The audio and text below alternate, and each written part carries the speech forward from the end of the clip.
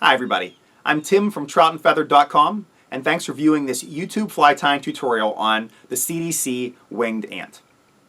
Once the summertime approaches, I begin to get a little excited. A lot of other fly fishermen say, well, it's time to put away my fly rods and it's time to take out the golf clubs. However, that's when I really start to focus a little bit more on fly fishing because you have a lot of different opportunities. One of the keys is that you have to have cold water that will support a trout population. But once you've found that cold water source, let the fun begin.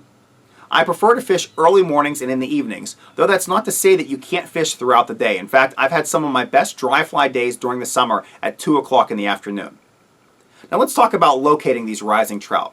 Say you've found this pool, you've found this area that has some trout that you know are rising consistently. You probably are going to go through the series of flies that are probably the same as a lot of other individuals, including myself.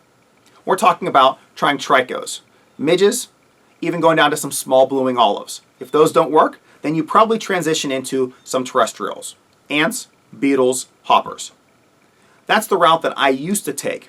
Now I find myself turning to those terrestrials more and more on a regular basis because I've just had a lot more success with them. I'm going to focus on ants and beetles during the next couple minutes simply because those are the ones I use more often than hoppers. That's not to say hoppers are not as effective, maybe even more effective. However, ants and beetles are really my go-tos, and I fish them a little bit differently. For beetles, I prefer to wade down the middle of a river and make blind casts to both sides. Now, whenever I'm making those casts, I'm attempting to really have that beetle just plop down on the water and elicit a strike from a trout that I may or may not know if it's holding in that water. With an ant, it's a completely different style. I prefer to fish an ant over trout that are already rising. Now, that's not to say I can't fish a beetle over a rising trout. I've done so in the past and have had some success, as I'm sure you have too, though I really prefer to just kind of tune it down a little bit and go with that ant pattern instead. I like to extend my tippet, really 5x, sometimes 6x. I really try not to go too light with those tippets because I don't like to overplay the trout. And then I kind of set up in a nice position where I can make a nice cast across, get a lot of extra line out there in that tippet, and have that ant just drift, hopefully, into that trout's mouth. Now, whenever we're talking about ants, a lot of guys really just look around, they don't see ants in the air, they don't see ants in the water, and they think, you know what, it's probably not the time to use ants. However, that's where I'm going to disagree. If you think about ants, they're just going to fall in kind of an irregular basis into the water. Those trout might be rising on something small. We're talking probably a midge pupa, some type of midge larva. That's what they're more than likely going to be taking if you see them rising on a consistent basis. But if they're looking up and they have an ant that comes into their window, more than likely they're going to say, hey, I recognize this food source. I know that these things don't fall on a regular basis, and I'm going to take it. At least that's the experience that I've had over the years. And I believe many of you have probably had a similar experience as well. Now, if you look inside my fly box, and if you look inside a lot of others whenever we're talking about terrestrials, there are two main ant patterns that really just seem to jump out. We're talking about an ant pattern tied with deer hair or one with foam. They're really common patterns, they're easy to tie, and they're effective. Those are the keys to fly fishing, which is why they're in my box. In fact, my favorite go-to ant pattern has deer hair on it. I'll put a little link somewhere on this screen right now that you can click, and I've tied that fly in the past already for YouTube, and it's really been one of my big fish catchers, a lot of fish catchers over the years. And now this one's turning into a close second. We're talking about flying ants. I don't know how often you see flying ants. I really don't see them on a regular basis. At least, I'm not looking for them. I'm not an entomologist. I don't know much about their frequency, but I know that this pattern works. I've tied some winged ants in the past, and I've used deer hair and a couple other materials, but in this one, I'm going to be using CDC. I got that idea from this book, Matching Major Eastern Hatches by Mr. Henry Ramsay. Now, this is a great book. He's got a lot of really innovative, interesting looking patterns throughout it, just talking about all types of flies, mayflies, caddis, and a few other just goodies for trout. However, he put the ants in this book as well. He's got a bunch of different patterns for them, and he has a nice little write-up during that section. The most interesting part that I find is that he chose to put that as the very last chapter in this book. I'm not sure if he was hoping we wouldn't find that chapter and kind of forget about it, but if you're watching Mr. Ramsay, we found out about it, and we got your flies now. Well, I'll be tying this pattern with the CDC for the wing. He also recommends using some type of a crystal flash for the legs, and I really think that's another key to this pattern. it gives a shine. It kind of gives that, I don't want to say translucency, but just this reflection that trout may or may not key on. I've had a lot of success with this fly, and I believe you will too. I'm going to first show you a picture of the finished fly, list all the materials, and then I'll go into the tying procedures for this CDC Flying Ant.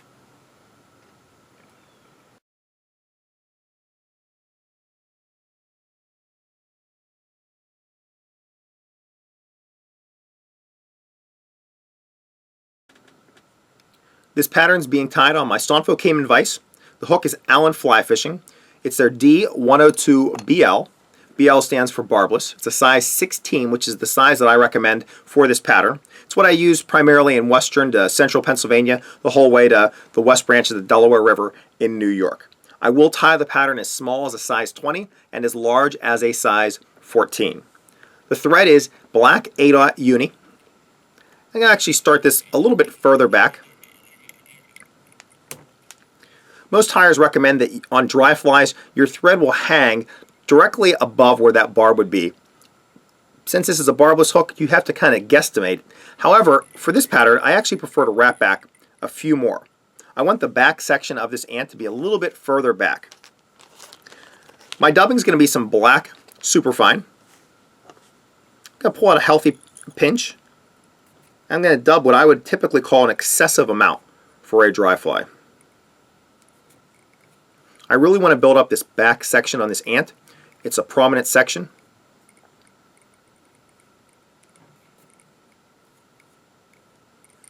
Plus, I want the trout to know they're getting a nice meal out of this one. So I'm going to wrap forward, and then I'm not afraid at all to wrap back over that section, and then work my way to the front. After I've built that back section, you can see that I've wrapped forward. I made sure that each wrap is touching the previous one. I don't want my hook showing through those wraps whatsoever. Now, if you want to be a little cautious and wrap the whole way forward, and then back to this section, you definitely can if you really just want to kind of have a little insurance plan there. For the legs, Mr. Ramsay recommends using some black crystal flash. I'm going to pull out 3 fibers of this.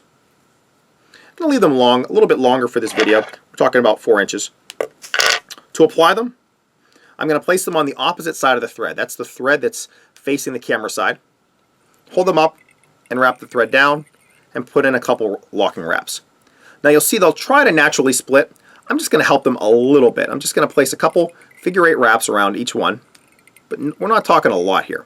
For the most part, this crystal flash is really easy to work with, and it will take care of itself. You can see that's all I've done, but if I just play around with it a little bit and move them, they'll go right into that position where I want them to be. So we don't have to worry about that whatsoever. In fact, I'm just going to leave them long, place them towards the back of the hook. Next, I'm going to grab a piece of CDC. This is that magic material that just works so well in so many patterns. I have a nice little clump of CDC. The great thing about this is that after you've cut it, you can actually then just reuse it for the next pattern. Use the second half or the bottom 2/3 of the feather for your next one. If you want to cut away the tip, you can, but you do not have to. To line this up, I want it so the CDC is basically just touching the back of that back section of the ant. Once I have it there, I'm just going to switch over to my right hand, place a couple locking wraps in. I don't want to wrap too far forward because I don't want to crowd the eye. And I'm going to trim away my CDC, that butt section. Once I have that section trimmed away, I'm going to wrap forward. I want to make sure I cover all of that that gray colored CDC. Then I'm going to wrap forward and apply my final section of ant with the black superfine dubbing one more time. I'm not going to use as much on the front as I used on the back. This front section's a little bit smaller.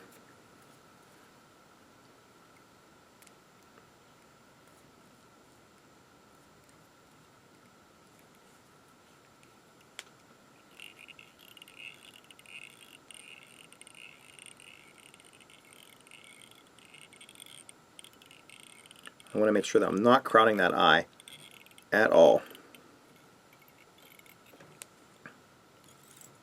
Once I have it in place, I can go right to my whip finish.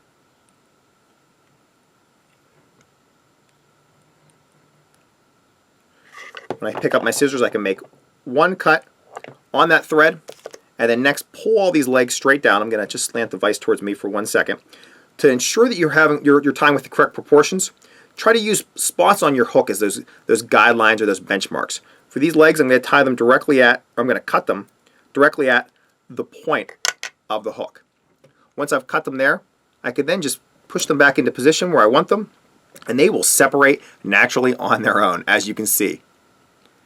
I'm going to give you the 360-degree profile of this CDC Flying Ant. You can tell that this is really just a fast fly to kick out. It's an effective fly. I love the addition of these crystal flash legs that CDC is going to float, and it's going to be a fly that's going to quite simply catch fish.